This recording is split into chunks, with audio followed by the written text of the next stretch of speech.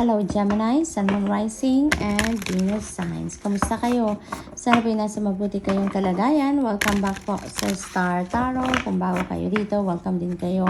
Thank you sa inyong support. I truly appreciate that. God bless you all.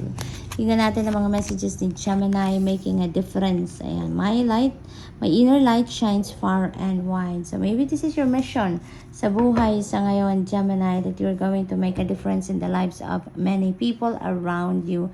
Maaaring mission ninyo to guide other people, to shine your light. Kumbaga, you're going to be the beacon for others. Kayo yung inspirasyon ng maraming tao. Maaaring nagbibigay kayo ng advice to many people. Yung mga ganun ba, no?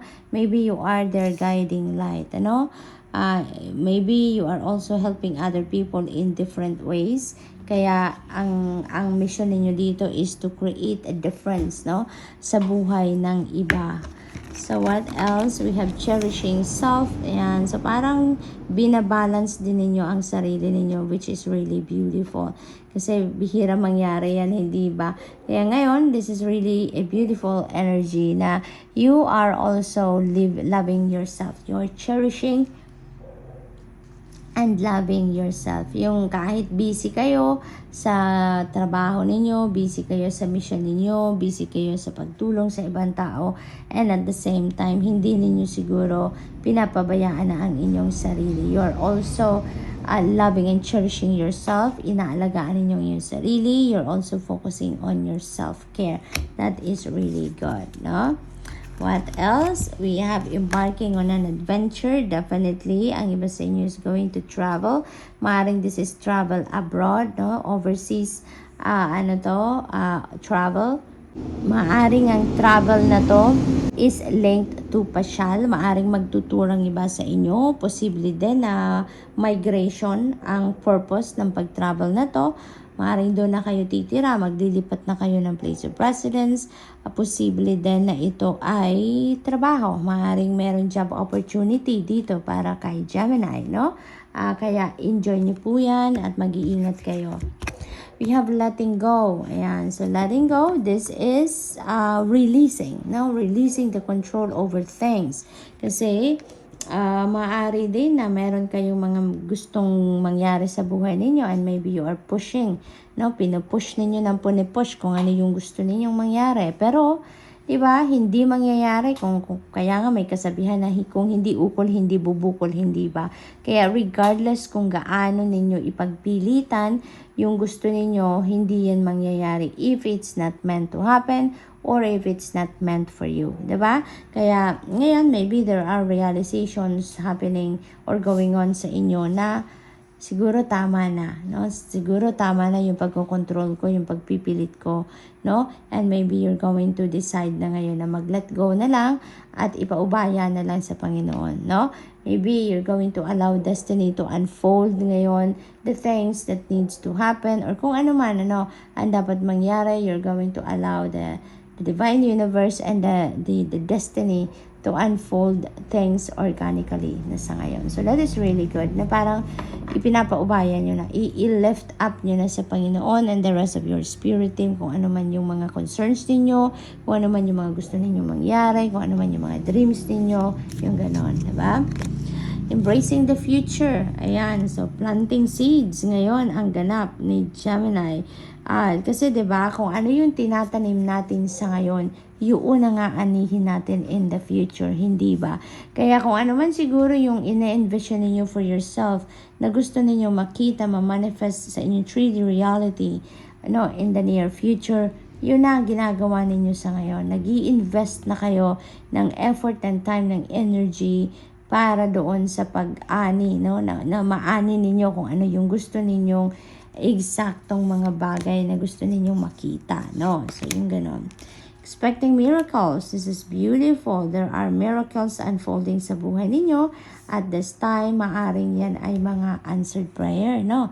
Kung ano siguro yung mga dasal ninyo, ano yung mga heart's desires ninyo, ay maaring mag-manifest na yan sa buhay ninyo at this time. Maaring yan na yung mag-unfold sa buhay ninyo. Maraming mga sorpresa siguro dito ang magaganap, no? At yan ay mga regalo sa inyo, yan ay mga biyaya sa inyo ng Divine Universe. So, good luck, Gemini. And that's all I have for you for today. Thank you for watching. Love and light. Namaste. Hello, Libra, Sun, Moon, Rising, and Venus signs. Kamusta kayo? Sana po ay nasa mabuti kayong kalagayan. Welcome back po sa Star Tarot. Kung bago kayo rito, welcome din kayo. Thank you sa inyong support. I truly appreciate it. God bless you all. Una mensahe ni Libra ay mending bridges. Ayan. So, I heal rifts. I am a mender. So, some of you dito, Libra, maaaring meron kayong rift with another person, may mga rough patch siguro na pinagdadaanan kayo dito with some people, no? At maaaring mag-ano kayo ngayon, no? Magbabati na kayo, maaaring meron na ditong pag-uusap at magkakaroon na kayo dito ng reconciliation. So maaaring ganun ang ganap dito for some of you. So this is really good, di ba? What else? Meron tayong manifesting dreams, Libra. Napakaganda nito kasi your dreams are coming to fruition. Malapit na, no? Maaaring around this time, makita nyo na yung inyong mga pangarap na nagka-come to fruition na, nangyayari na. Maaaring you're going to embrace it na sa ngayon sa buhay ninyo. So, ano man ito, no? Napakadami, 'di ba? Napakaganda ng aura, napakaganda ng datingan ng energy na to sa inyo, kaya maybe talaga maybe yung dream ninyo is for bounty, for plenty, no?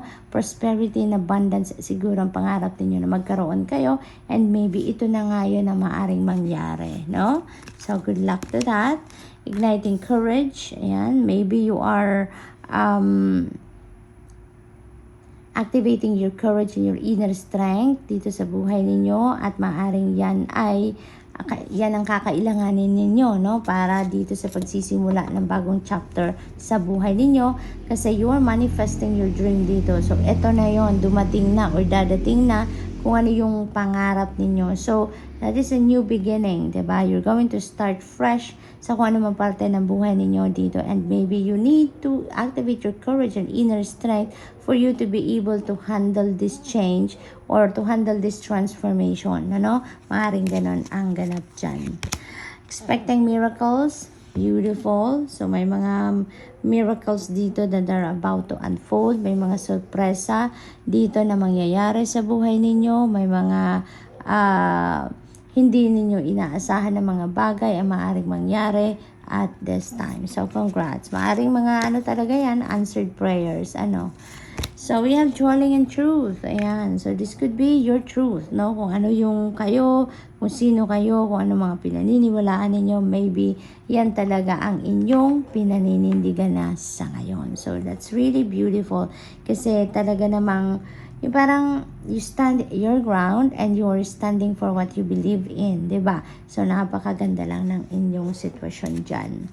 What else? We have soaring into joy. Ayan, childlike wonder fills my heart. Magiging masayang-masaya kayo ngayon, Libra.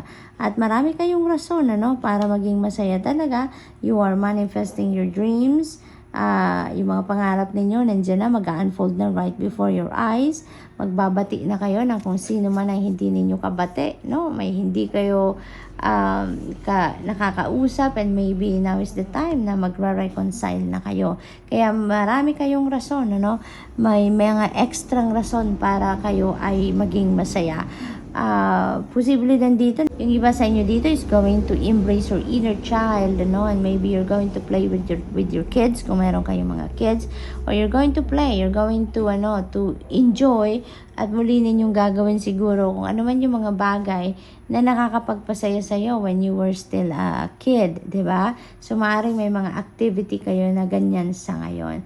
So good luck, Libra, and that's all I have for you for today. Thank you for watching. Love and light. Namaste. Hello, Aquarius, Sun, Moon, Rising, and Venus signs. Kamusta kayo?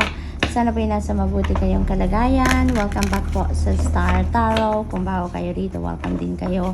Thank you sa inyong support. I truly appreciate it. God bless you all. O na mensahe ni Aquarius ay listening with your heart. I trust the messages I receive from my heart. Napakaganda. You're listening to your inner voice. Dito, Aquarius. So, kung ano man yung mga gabay na kailangan ninyo, ano man yung siguro pinagdadasal ninyo na guidance, no, or enlightenment dito, ay maaring yan ay talaga namang pinapakinggan ninyo. You are tuning in, no, talaga sa sarili ninyo, sa intuition ninyo, kaya naman nakikinig ka, no. So most likely hindi lang yan matatapos sa pakikinig, but also doing it, no. Kung ano yung gabay na napipick up ninyo, maybe you're also going to follow that, diba? What else? We have flying free. Ayan, this is your freedom. This is your independence, no? Nakukunin na ninyong muli dito. Maaring in the past, maaring you are being dictated by other people on what to do. Maaring yung ibang tao yung nagdedesisyon para sa'yo in the past. Pero ngayon, maaring maglakas ng loob na kayo ngayon na tapusin na, no, ang ganong sitwasyon. And maybe you're going to do now, mag-ano na kayo ngayon, lilipad na kayo on your own, no? Maybe you're going to spread your wings now and you're going to fly. Sa ngayon, Aquarius, maaring ngayon talagang you're going to spread your wings, no? And magpapakaano na kayo ngayon, magpapakatatag, magpapakatibay na kayo sa ngayon, at tatayo na kayo sa sarili ninyong paa, no? So maaring ganon, babawiin nyo na yung inyong power over yourself. We have embarking on an adventure. Ayan, I savor the wonders of the world. Ang iba sa inyo dito is going to embark on a travel. Maaaring ang iba sa inyo dito is going to to travel abroad para mamasyal. Maaaring migration yan. Maaaring doon na kayo titira. Maaari din na kayo ay magtatrabaho sa ibang bansa. Maaring meron kayong job opportunity na nakuha dyan as international, So, good luck to that. What else? We have exceeding expectations. Napakaganda nito because you are going to do anything and everything dito in your power talaga para mapagtagumpayan ninyo kung ano man yung mga endeavors ninyo, no? So, ngayon, siguro meron kayong ditong achievement or accomplishment na makakamit and maging masaya-masaya kayo dito because pagtatagumpayan nyo yan with flying colors, you are going to exceed, no, your own expectation dito. So, sobrang kayo ngayon, galing na galing kayo, no, sa sarili ninyo, and makikita nyo naman, 'di ba, na yung tagumpay ninyo hindi lang simpleng tagumpay, but you are going to to achieve whatever that is with flying colors. So what else? We have hearing messages from spirit, listening with your heart. Definitely divinely guided kayo dito, Aquarius.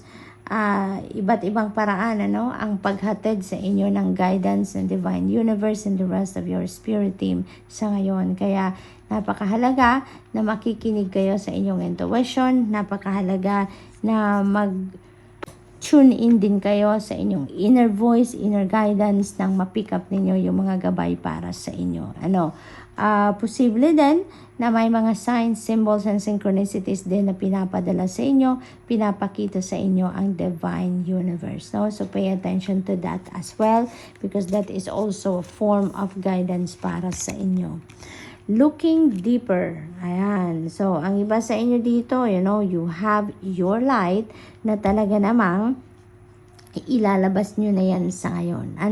You're going to share your own light, your own radiance with other people. Maybe, kayo ngayon, yun ang mission ninyo siguro sa ngayon, mag-inspire kayo ng maraming tao, mag-guide din kayo ng ibang tao, siguro din kayo, mag-advise din kayo ng ibang tao, yung mga ganon. So, good luck, and that's all I have for you for today. Thank you for watching Love and Light. Namaste.